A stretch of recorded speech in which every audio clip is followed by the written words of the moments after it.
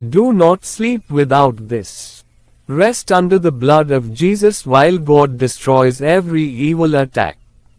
Based on this powerful and intense theme, here is an engaging, long-form story about faith, spiritual warfare, and finding peace in the darkest hours. The Guardian of the Midnight Hour. The digital clock on Samuel's nightstand glowed a cold, neon green, 2.24 second. For the past 3 weeks, this was the exact moment Samuel would snap awake. It wasn't a gradual return to consciousness. It was a violent jolt, accompanied by a sudden, suffocating weight on his chest and a cold sweat that drenched his sheets. Samuel was a man of logic. As a senior structural engineer, he dealt in concrete, steel, and measurable physics. When the sleeplessness first began, he blamed it on the stress of the new downtown skyscraper project. He tried everything, cutting out caffeine, drinking chamomile tea, practicing breathing exercises, and even taking prescription sleep aids. Nothing worked. The moment he closed his eyes, the atmosphere in his bedroom would shift. It felt as though the shadows in the corners of the room were stretching, leaning in, whispering doubts and terror directly into his mind.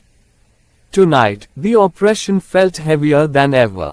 The breakthrough. Unable to bear the suffocating silence of his room, Samuel sat up and grabbed his phone. He mindlessly scrolled through videos, looking for anything to distract his racing mind. That was when a video thumbnail caught his eye, flashing bold white text against a dark background. Do not sleep without this.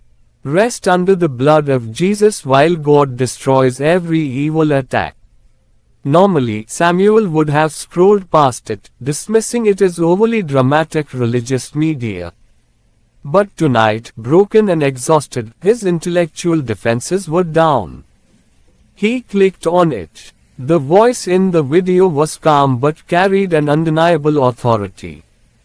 The speaker wasn't shouting, instead, they spoke with a deep conviction that shook Samuel to his core. Spiritual warfare is real, but your victory is already won. Before you close your eyes tonight, cover your mind, your body, and your home under the blood of Jesus. When you rest in His protection, you don't have to fight the shadows. You sleep, and you let God destroy the attacks meant for you. Samuel stared at the screen. For weeks, he had been trying to fight this invisible weight with human solutions. He hadn't prayed properly in years. Falling to his knees beside his bed, Samuel decided to surrender his engineering logic for a moment of raw faith. The prayer in the dark. He closed his eyes and prayed aloud, his voice trembling in the quiet room. Lord, I am exhausted. I cannot fight this heaviness on my own. Tonight, I plead the blood of Jesus over this room, over my mind, and over my body. Your word says that you give your beloved sleep. I step out of the battle and place myself under your protection. I am going to rest, and I ask that you destroy every evil attack against me while I sleep. Amen. A strange, immediate stillness washed over the room. The oppressive weight on his chest lifted, replaced by a profound warmth. Samuel climbed back into bed, pulled the blanket to his shoulders, and closed his eyes. Within minutes, he fell into a deep, dreamless sleep.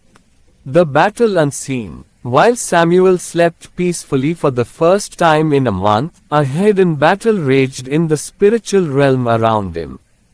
The negative energies, anxiety, and spiritual oppression that had been tormenting his mind gathered like a dark mist at the foot of his bed, preparing to strike his subconscious with nightmares and panic.